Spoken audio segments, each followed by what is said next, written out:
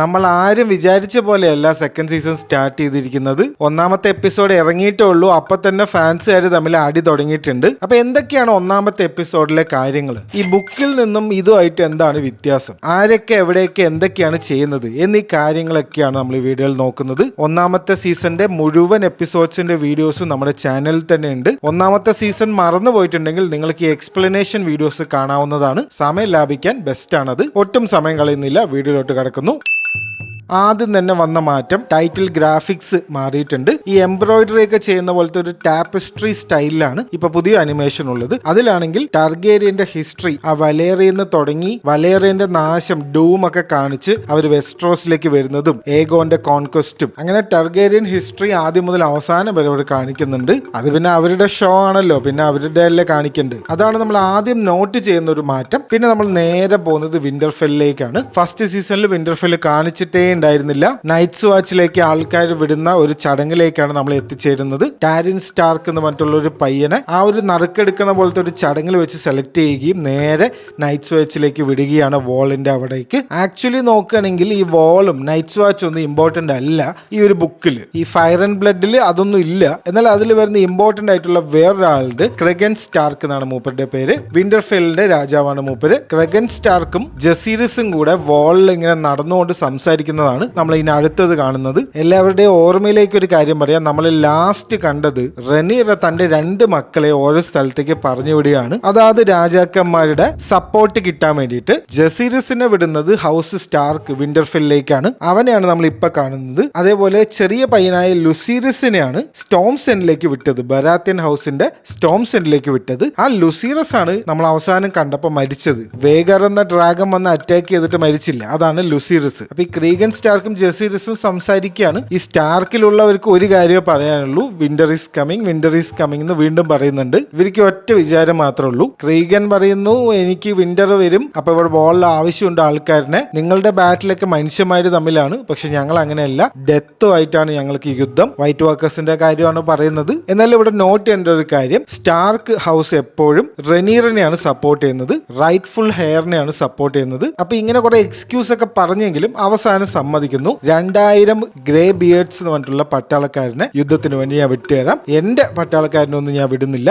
വേറൊരു 2000 പേര് ഞാൻ വിട്ടുതരാം എന്ന് പറയും. അപ്പൊ അതന്നെയാണ് ജസീരിസിനും വേണ്ടത്. അപ്പൊ ഇങ്ങനെയൊക്കെ വർത്താനം പറഞ്ഞ ഇടയിൽ ഒരു ന്യൂസ് വരുന്നു, ഒരു റേവൻ വരുന്നു. എന്താണ് വാർത്ത അറിയാലോ, അനിയൻ മരിച്ചിരിക്കുന്നു, ഉടനെ തന്നെ ഡ്രാഗൺ സ്റ്റോണിലേക്ക് എത്തണം, അതാണ് വാർത്ത. അപ്പൊ ഇനി നമുക്ക് ഡ്രാഗൺ സ്റ്റോണിലേക്ക് പോവാം, അവിടെ എന്തൊക്കെയാണ് കാര്യങ്ങൾ നടക്കുന്നത് നോക്കാം. നമ്മളിവിടെ ആദ്യമായിട്ട് കാണുന്നത് റെയ്നിസിനെയാണ്. റെയ്നിസ് മെയിലിസ് എന്ന് പറഞ്ഞിട്ടുള്ള അവരുടെ ഡ്രാഗണിൽ വന്ന് ഇറങ്ങുന്നു. നേരെ ചെല്ലുന്നത് ഡെയ്മന്റെ മുന്നിലേക്കാണ്. ഡെയ്മൻ പറയുന്നു നമുക്ക് ഒരു പെട്രോളിംഗ് കൂടെ നടത്താം, വരൂ നമുക്ക് പോവാന്ന് പറയുന്നു. റെയ്നിസ് പറയുന്നു ഞാൻ എല്ലാം പോയി ഇപ്പൊ ഓക്കെ ആണെന്ന് നോക്കിയിട്ട് വന്നതേ ഉള്ളൂ, എനിക്ക് റെസ്റ്റ് എടുക്കണം എന്ന് പറയുന്നു. എന്താ സംഭവം എന്ന് വെച്ച് കഴിഞ്ഞാൽ ഈ ലോർഡ് കോർലിസ് ഉണ്ടല്ലോ, റെയ്നിസിന്റെ ഭർത്താവ്, അവർക്ക് വലിയൊരു നേവി ഉണ്ട്. അപ്പൊ ഇയാളുടെ നേവി മൊത്തം ഇവരെന്ത് ചെയ്തിട്ടുണ്ടെന്ന് പറഞ്ഞു കഴിഞ്ഞാൽ ഒരു ബ്ലോക്കേഡ് ഉണ്ടാക്കിയിട്ടുണ്ട്. കടലിൽ പോയിട്ട് ഷിപ്പ് കൊണ്ട് ഒരു വോള് പോലെ ഉണ്ടാക്കി വെച്ചിട്ടുണ്ട്. എന്തിനാണെന്ന് വെച്ച് കഴിഞ്ഞാൽ കിങ്സ് ലാൻഡിങ്ങിലേക്കും ഇവരുടെ ശത്രുക്കളുടെ അടുത്തേക്കും ഉള്ള എല്ലാ ചരക്ക് നീക്കങ്ങളും നിർത്താൻ വേണ്ടിയിട്ട്. ഈ ബ്ലോക്കേജ് കാരണം ഒരു ട്രേഡും നടക്കുന്നില്ല, അതായത് ഒരു സാധനങ്ങളും അങ്ങോട്ട് എത്തുന്നില്ല. അപ്പൊ ഇവരുടെ ഡ്രാഗൺസും ഇവരുടെ നേവിയും കൊണ്ടാണ് ഇവരിത് ചെയ്യുന്നത്. അപ്പൊ അത് വലിയൊരു ടാസ്ക് ആണ്. ഒരു കടല് മൊത്തം വളയാന്ന് പറഞ്ഞു കഴിഞ്ഞാൽ ചില്ലറ പണിയൊന്നുമില്ല. അപ്പൊ അത് ഇങ്ങനെ ഇടയ്ക്കിടയ്ക്ക് പോയി നോക്കണം ഡ്രാഗനൊക്കെ കൊണ്ട്. ആ ഒരു പണിയാണ് റെയ്നിസും ഡെയ്മനും കൂടെ ഇവിടെ ചെയ്യുന്നത്. അപ്പൊ ഡെയ്മന് വേറൊരു ദേഷ്യമുണ്ട് റെയ്നിസിന്റെ അടുത്ത്. എന്താ വെച്ച് കഴിഞ്ഞാൽ നിനക്ക് ആ ചാൻസ് കിട്ടിയിട്ട് ഇവരാ ഏഗോനെ രാജാവാക്കുന്ന സമയത്ത് നിലമൊക്കെ പൊളിച്ച് ഡ്രാഗനൊക്കെ കൊണ്ടുവന്ന് റെയ്നിസ് ഒരു മാസ് കാണിച്ചെങ്കിലും ആ ഒരൊറ്റ തീരുമാനത്തിലാണ് ഇപ്പൊ അവരൊക്കെ ശത്രുക്കളൊക്കെ ജീവനോടെ ഉള്ളത്. അപ്പൊ നിനക്ക് ചാൻസ് കിട്ടിയപ്പോൾ നിനക്ക് അവരിനെയൊക്കെ കൊല്ലായിരുന്നു എന്ന് പറയുന്നുണ്ട് ഡെയ്മൻ അതുപോലെ പറയും a son for a son. ഇത് ഭയങ്കര ഇമ്പോർട്ടന്റ് ആയിട്ടുള്ള ഒരു കോട്ടാണ്. ഒരു മകൻ പോയി, ഇനി അവരുടെ ഒരു മകൻ വേണം, പ്രതികാരം വേണമെന്നാണ് ഡെയ്മൻ പറയുന്നത്. അപ്പൊ ഇതൊക്കെ നടക്കുന്നതിന്റെ ഇടയ്ക്ക് റെനീറ എവിടെയാന്ന് നോക്കാം. ഇവർക്കൊക്കെ ഇത്രയും ദേഷ്യം ഉണ്ടെങ്കിൽ സ്വന്തം അമ്മയ്ക്ക് എത്ര ദേഷ്യം ഉണ്ടാവും. റെനീറ എവിടെയാന്ന് വെച്ച് കഴിഞ്ഞാൽ റെനീറിന്റെ ഡ്രാഗൺ സിറാക്സുമായിട്ട് നേരെ പോയിരിക്കുന്നത് സ്റ്റോംസ് എൻഡിലേക്കാണ്. എവിടെ നിന്നാണോ മകൻ നഷ്ടപ്പെട്ടത് അവിടേക്കാണ് പോയിരിക്കുന്നത്. ആകെ വിഷമത്തിലാണ്, കാണുമ്പോൾ തന്നെ നമുക്കറിയാം. അപ്പൊ ആ സ്ഥലത്ത് നിന്ന് റെനീറയ്ക്ക് നമ്മുടെ ലുസീരിസിന്റെ ഡ്രാഗന്റെ ബോഡി പാർട്ട് കിട്ടും. കരയിലേക്ക് വന്ന് അടിഞ്ഞതാണ് ആ ഒരു ബോഡി. ലുസീരിസിന്റെ ബോഡി ഒന്നും കിട്ടില്ല, ലുസീരിസിന്റെ ഡ്രസ്സിന്റെ ഒരു ഭാഗം കിട്ടും. അപ്പൊ ഏകദേശം മരിച്ചു എന്ന് ഉറപ്പായി. ബുക്കിലാണെങ്കിൽ ലുസീരിസിന്റെ കാര്യം ഇൻട്രസ്റ്റിംഗ് ആണ്. മരിച്ചു എന്ന് എവിടെയും പറയുന്നില്ല,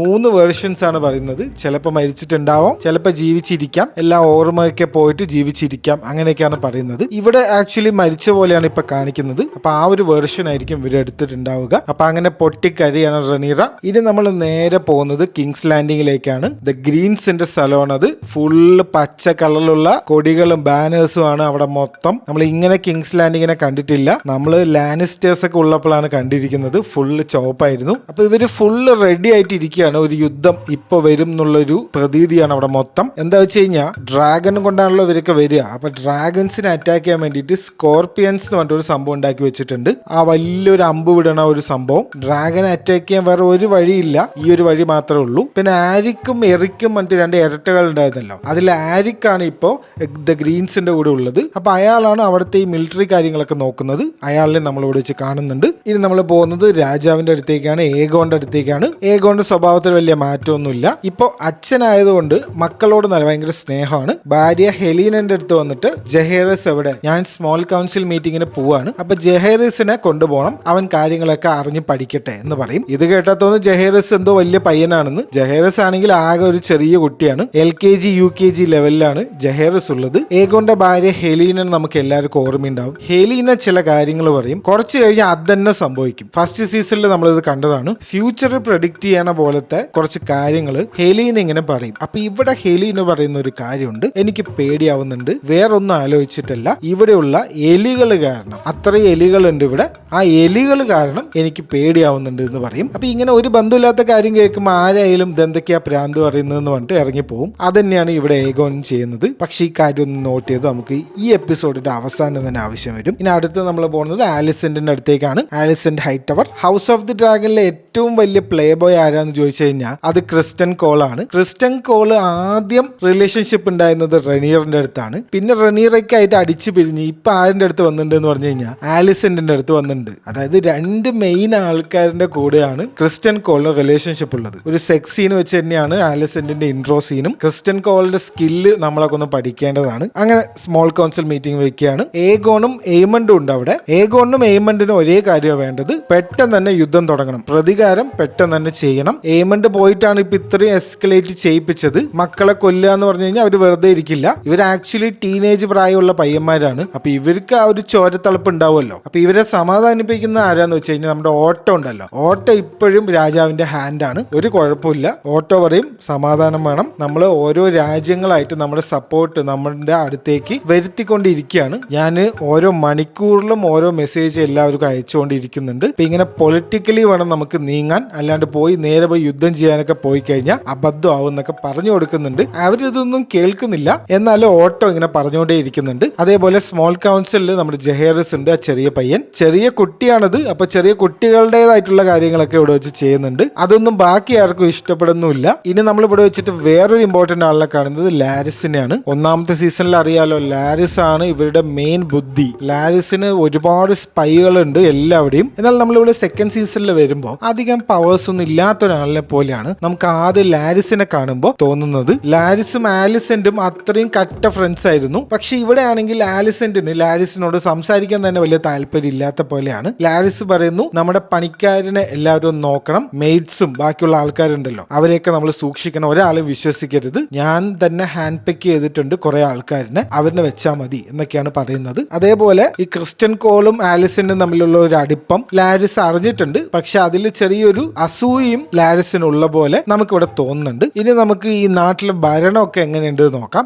ഏഗോൻ പോയിട്ട് അയൺ ത്രോണിൽ ഇരുന്നിട്ട് കാര്യങ്ങളൊക്കെ നാട്ടുകാരുടെ വിശേഷമൊക്കെ ചോദിച്ചറിയാണ്. അപ്പൊ നാട്ടുകാർ ഇങ്ങനെ ഓരോ പ്രശ്നങ്ങളായിട്ട് പറയുമ്പോൾ ഏഗോൺ ആക്ച്വലി ഒരു നല്ലൊരു രാജാവാണ്, മനസ്സൊക്കെ നല്ലതാണ്, ആ നാട്ടുകാർക്ക് ഓരോന്ന് ചെയ്യണം എന്നൊക്കെ ഉണ്ട്. പക്ഷെ ഈ ഓട്ടോ ഉണ്ടല്ലോ, ഓട്ടോ വന്നിട്ട് ഇവൻ ചെയ്യുന്നതിന്റെ ഒക്കെ ഓപ്പോസിറ്റ് പറയും. ഈ ഡ്രാഗൺസിന് കഴിക്കാൻ വേണ്ടിയിട്ട് ഒരുപാട് ഫാർമേഴ്സിന്റെ ചെമ്മരിയാടുകളിലൊക്കെ പിടിച്ചിട്ട് വന്നിട്ടുണ്ട് ഭക്ഷണമാക്കി കൊടുക്കാൻ വേണ്ടിയിട്ട്. അപ്പൊ അങ്ങനെ നഷ്ടപ്പെട്ട ആടുകളിനൊക്കെ മടക്കി കൊടുക്കാമെന്ന് ഏഗോൺ പറയുമ്പോൾ ഓട്ടോ പറയും, ഒരാൾക്ക് കൊടുത്തു കഴിഞ്ഞാൽ എല്ലാവരും കൂടി ഇങ്ങോട്ട് വരും, പിന്നെ അവർക്കൊക്കെ നമ്മൾ കൊടുക്കേണ്ടി വരും, അതൊന്നും പറ്റില്ല എന്നൊക്കെ പറയും. ഇതൊക്കെ ലാരിസ് കാണുന്നുണ്ട്. പറയുന്നുണ്ട്. ഇപ്പൊ ലാരിസിന്റെ ബുദ്ധിക്ക് ഇപ്പോഴും കുറവൊന്നുമില്ല. ലാരിസ് എന്നിട്ട് നേരെ ഏഗോന്റെ അടുത്ത് വന്നിട്ട് ഒരു കാര്യം പറയും, എല്ലാം നല്ല തന്നെ, പക്ഷേ നീ ഒരു കാര്യം ആലോചിക്കണം, നിന്റെ അച്ഛന്റെ ഹാൻഡ് ആയിരുന്നു ഓട്ടോ, നിന്റെ അച്ഛൻ എന്താ സംഭവിച്ചെന്ന് അറിയാലോ, അപ്പൊ ഇത്രയും കാര്യങ്ങളൊക്കെ ചെയ്ത് നിന്റെ അച്ഛന്റെ ഹാൻഡ് ആയിട്ടുള്ള ഓട്ടോ തന്നെ നിന്റെ ഹാൻഡ് ആയിട്ട് ഇരിക്കേണ്ട ആവശ്യമൊന്നുമില്ല, നിനക്കത് നോ പറയാം എപ്പോഴും എന്നുള്ള ഒരു ചെറിയൊരു സൂചന, ഒരു ഐഡിയ ഏഗോന്റെ തലയിൽ ലാരിസ് ഇടുന്നുണ്ട്. ഈ കാര്യം നോട്ട് ചെയ്ത് വെച്ചോളൂ, ഓട്ടോന്റെ കാര്യത്തിൽ ഒരു തീരുമാനമാവും പെട്ടെന്ന് തന്നെ. ഇനി അടുത്തൊരു ക്യാരക്ടറിനെ കാണുന്നത്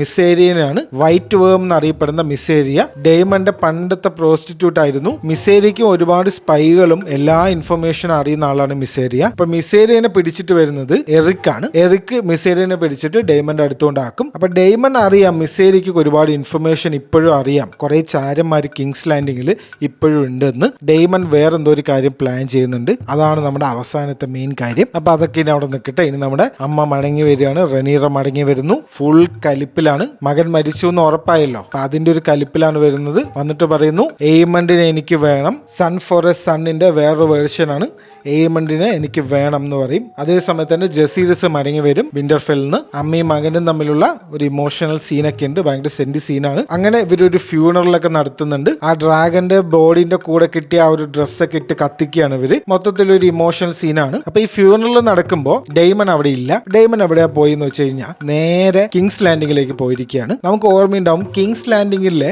സിറ്റി വാച്ചിന്റെ ഹെഡ് ആയിരുന്നു ഡെയ്മൺ. അപ്പൊ ഇപ്പോഴും ഡെയ്മണ് അവിടെ കുറച്ച് ഇൻഫ്ലുവൻസ് ഒക്കെ ഉണ്ട്. അതും പോരാഞ്ഞിട്ട് മിസേരിയ കുറച്ച് കാര്യങ്ങളൊക്കെ പറഞ്ഞു കൊടുത്തിട്ടുണ്ട്. അപ്പൊ ഡെയ്മൺ ഇവിടെ വന്നിട്ട് ആദ്യം കാണുന്നത് ബ്ലഡ് എന്ന് പറഞ്ഞിട്ടുള്ള ഒരാളിനെയാണ്. സിറ്റി വാച്ചിലെ സോൾജർ ആണ് ഇദ്ദേഹം, ഒരു സൈസ് ഉള്ള ചെങ്ങായിയാണ്. ഇവർ രണ്ടുപേരും കൂടെ ചീസ് എന്ന് പറഞ്ഞിട്ടുള്ള വേറൊരാളിനെ കാണാൻ പോകുന്നു. അയാൾ ആരാന്ന് വെച്ച് കഴിഞ്ഞാൽ കിങ്സ് ലാൻഡിങ്ങിൽ ഇവരുടെ പാലസിൽ എലികളിനെ പിടിക്കുന്ന ഒരാളാണ്, റാറ്റ് കാച്ചർ ആണ് ഈ ചീസ്. അതുകൊണ്ടാണ് ചീസ് എന്ന പേരും. അപ്പൊ ഈ ബ്ലഡ് ആൻഡ് ചീസിന് ഒരു കൊട്ടേഷൻ നൽകിയാണ് ഡെയ്മൺ. ഇഷ്ടം പോലെ പൈസ തരാം, കൊട്ടാരത്തിന്റെ അകത്ത് ചെന്നിട്ട് രാജകുമാരനെ, പ്രിൻസിനെ കൊല്ലണം, രാജാവിനെ അല്ല, രാജാവിന്റെ അനിയനെ. ഇത്രയും വലിയ കൊട്ടേഷൻ ഒക്കെ പെട്ടെന്ന് പറഞ്ഞു കഴിഞ്ഞാൽ എല്ലാവരും ഒന്ന് ആലോചിക്കും. പക്ഷെ ബ്ലഡ് ആൻഡ് ചീസിന് ആലോചിക്കേണ്ട ആവശ്യമൊന്നുമില്ല, അപ്പൊ തന്നെ ഓക്കെ എന്ന് പറഞ്ഞിട്ട് ആ കൊട്ടേഷൻ അങ്ങോട്ട് ഏറ്റെടുക്കുകയാണ്. പിന്നെ വേറൊരു കാര്യമുള്ളത്, ഈ ചീസിന് എവിടെ വേണമെങ്കിലും, ഈ കൊട്ടാരത്തിന്റെ എവിടെ വേണമെങ്കിലും ചെല്ലാനുള്ള പെർമിഷൻ ഉണ്ട്. അതായത് ചീസ് ഇങ്ങനെ പോണുണ്ട്, ആരും എവിടേക്കാ പോകണമെന്നും ചോദിക്കില്ല. കാരണം എലികളെല്ലാം പിടിക്കാന്ന് പറഞ്ഞു കഴിഞ്ഞാൽ എല്ലാ കൊട്ടാരത്തിന്റെ മുക്കും മൂലയും എല്ലാം അറിയും ഇയാൾക്ക്. വേറൊരു കാര്യമുള്ളത്, ചീസിനറിയാം. അങ്ങനെ ഒരു രാത്രി ബ്ലഡും ചീസും കൂടെ